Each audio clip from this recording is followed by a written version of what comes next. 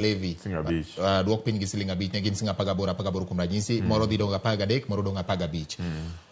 ma dwa konyo japiny nade nikech ma wacho ni koro wasave siling 8 kende abich med adek en 8 wacho ni kuom levy ariyogo wasave mana siling 8 kende joma tiyo gi mauta nyalo bet ni ng'eny kuom ranyisi to ma ok hie gima ne japiny paro ni nengo mar ngima dhi kaso report ni wacho kama Okang'o ne oter kuonde mane ji ok nyal winjore ne ogai mar Azimio kod William Ruto ogai mar Kenya Kwanza ogai mar Kenya Kwanza William Ruto mondo ging'iyane iparo ni kabe ni dhi kelo winjruok mondo duok piny nengo mar ngima kaka ne japiny dwaro kapok wadhi kanyo bati ayie kodi nikech iwacho gi maler jopiny ne nigi geno to jopiny ne nigi geno nikech Azimio nosegolo proposal mar kuma chakecha kuma jorecha nikech nokowinjore kod giwacho ni GMF onyisogi ni mae kaka gidwa rangi to wan manyiso se consult bende gi economy mamoko ma pachgi opogore gi to giwacho ni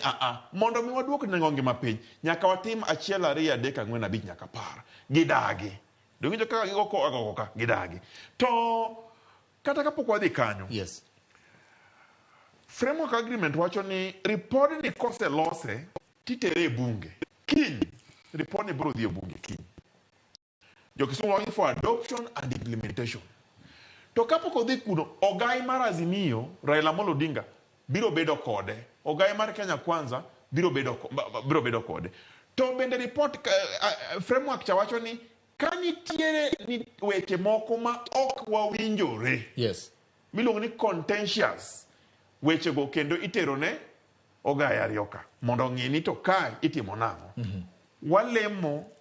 ni jo Kenya Kwanza owinji ywak mar jopiny gima duong' ahinya ma omulo gi nyaka ng'e ni ka gin gi plan ma giwacho cha mar duoko nengo ngima piny sani wane king'iyo plan gi wane short term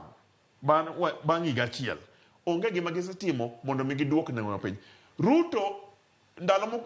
adek mokalo nowacho ni odwa kelo tax moro mar jomondik machamo sara atamalo 2.75 nowacho kamano magi pod dhi kelo nengo ngima dhi malo emomiyo wakono gi niya weuru achaya gagoko omulo beduru jomore sama jopiny ywak ing'eni report ni jopiny ema nogolo pachgi to kane winjruok odhi obed ka winjruok otamore tindiko ni kane wawinjore kane okwe nyikwa Ramogi adwa nyisou kuma ne ok wawinjore en kar cost of living nengo ngima man malo ni kanyo ne Azimio gi Kenya Kwanza noko winjore Azimio ne nigi paro bati maduong' mar duoko nengo ngima piny sani nengo ngima en wach fuel kiketo osuru mar atamala 16 odhi bedo malo kadi duoke gi 50% atamalo 50 nyaka atamala 8 ne dhi duoko ng'emo piny gitamoro nikech kache magina ne giyude pesa to japiny to hinyore mogik omulo ing'eni nyaka kikwariam ne jopiny nikech Okang'o gini nowacho